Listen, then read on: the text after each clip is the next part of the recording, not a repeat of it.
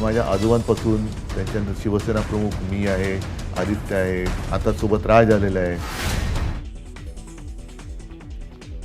खासदार संजय राऊतांकडून उद्धव ठाकरेंची मुलाखत. ठाकरेंच्या मुलाखतीचा टीजर जारी.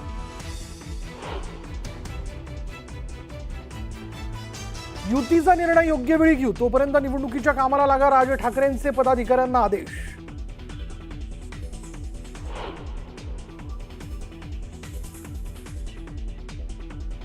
जयंत पाटलांचा प्रदेशाध्यक्षपदाचा राजीनामा. शशिकांत शिंदे शरद पवारांच्या राष्ट्रवादीचे नवे प्रदेशाध्यक्ष, तर दिलेल्या संधीचं सोनं करणार, शशिकांत शिंदेंची ग्वाही.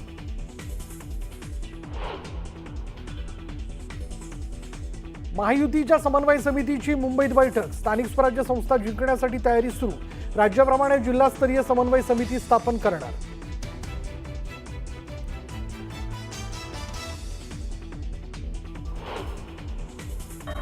स्थानिक स्वराज्य संस्था जिंकण्यासाठी तयारी सुरू करण्यात आली आहे. महायुतीकडून राज्याप्रमाणे जिल्हास्तरीय समन्वय समिती स्थापन करण्यात येणार आहे.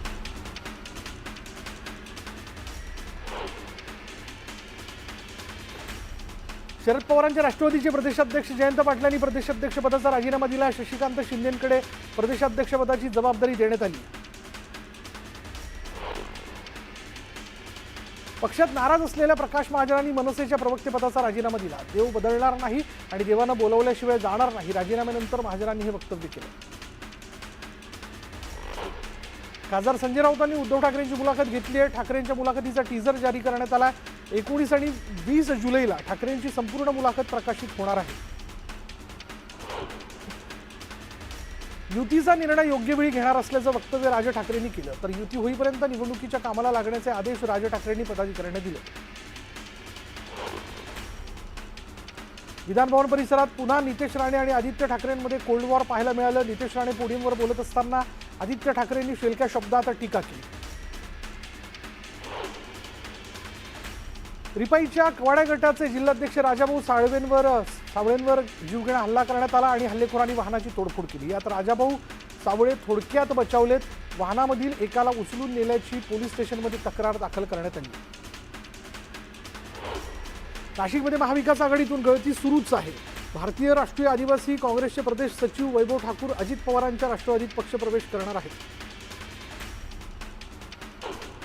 सोलापूरमध्ये उपमुख्यमंत्री अजित पवारांनी शिंगारे कुटुंबियांची भेट घेतली. सोलापूर जिल्हा बँकेचे संभाजी शिंगारेंचं निधन झाल्यानं अजित पवारांनी कुटुंबियांची सांत्वनपर भेट घेतली. प्रवीण गायकवाडांवर शाईफेक करणाऱ्या दीपक काटे आणि त्याच्या 2 साथीदारांना 2 दिवसांची पोलीस कोठडी सुनावण्यात आली. तपास अधिकाऱ्यांनी 7 दिवसांची कोठडी मागितली होती.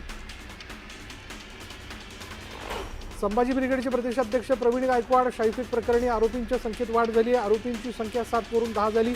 7 आरोपींचा पोलिसांकडून शोध सुरू आहे. जळगावमध्ये महाराष्ट्र जनक्रांती मोर्चाच्या कार्यकर्त्यांनी आंदोलन केलं. प्रवीण गायकवाडांवर शाईफेक करणाऱ्यांवर कठोर कारवाई करण्याची मागणी करण्यात आली आहे.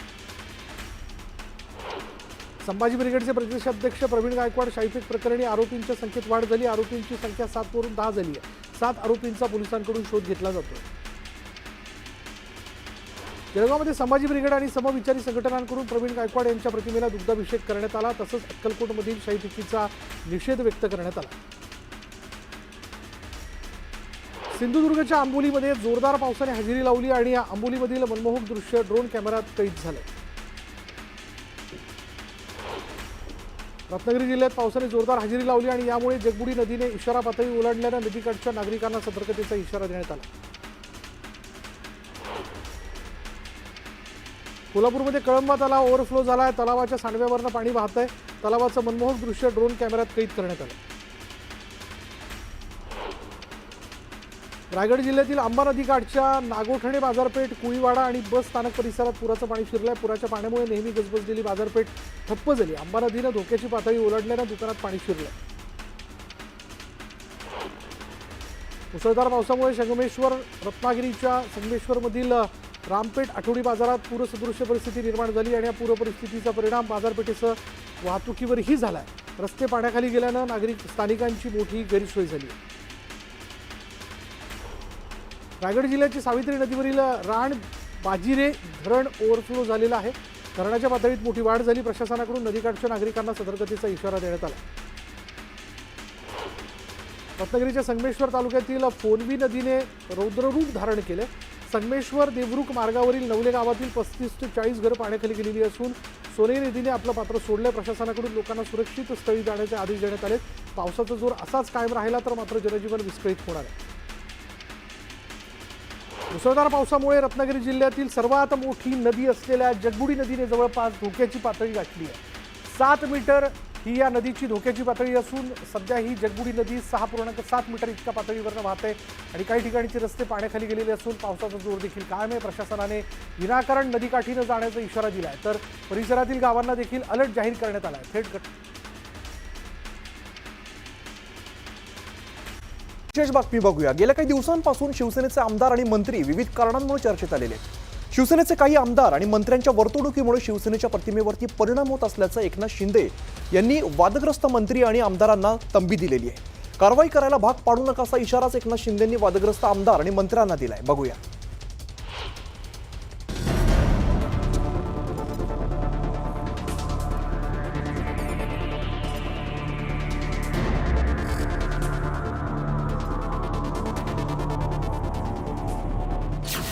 शिंदेंची वादग्रस्त मंत्री आमदारांना तंबी.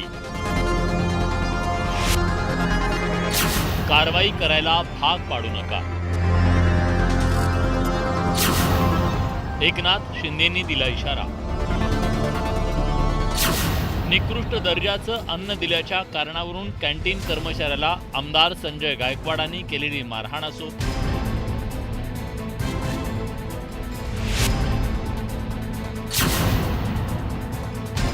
की पैशांची बॅग असलेल्या व्हायरल व्हिडिओवरून वादात सापडलेले मंत्री संजय शिरसाट असो, की मग एनसीपीचे प्रवक्ते सूरज चव्हाण यांनी शेअर केलेला भरत भुगावलेचा पूजा करतानाचा व्हिडिओ असो,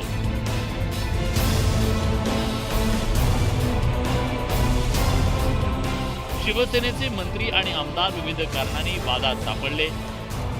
शिवसेना आमदार आणि मंत्र्यांच्या या वर्तणुकीमुळे शिंदेंच्या शिवसेनेची कोंडी होते. त्यावरून विरोधक सुद्धा शिवसेनेवर टीका करण्याची संधी सोडताना दिसत नाहीये.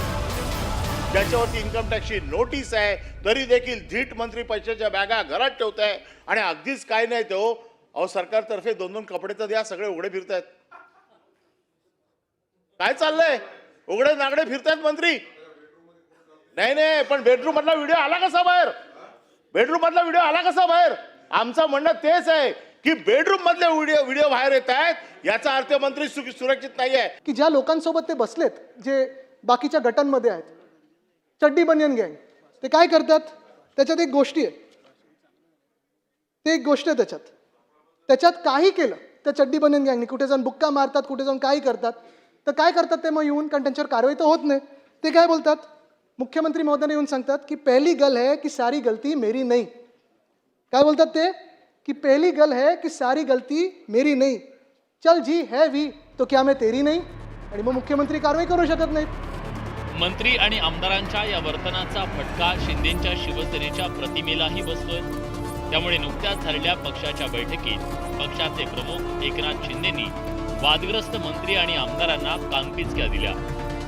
तुमच्याकडे दाखवलेलं बोट माझ्याकडे असतं. तुमचे आमदार काय करतात असा प्रश्न मला विचारतात. तुमची बदनामी म्हणजे माझी बदनामी आहे. चुकीच्या गोष्टींवर एनर्जी वाया घालवू नका. बदनामीमुळे काही मंत्र्यांना घरी जावं लागलं. कारवाई करायला भाग पाडू नका. बदनामीचे डाव रचले जात आहेत. सामाजिक जीवनात पथ्य पाळावी लागतात असा सल्लाही एकनाथ शिंदेंनी मंत्री आणि आमदारांना दिला. मात्र यावरून विरोधकांनी टोले लगावण्याची संधी साधून घेतली. मला वाटतं की चांगली गोष्ट आहे, समज दिली पाहिजेत. कारण ते चड्डी बनियान खूप झाला आता आणि त्यांचे कॅमेऱ्यावर मध्ये फोटो कसे येतात. तर मला वाटतं की कॅमेरा हा गुप्त लोकांच्या हातात आहे, जे सत्तेतीलच पार्टनर आहे.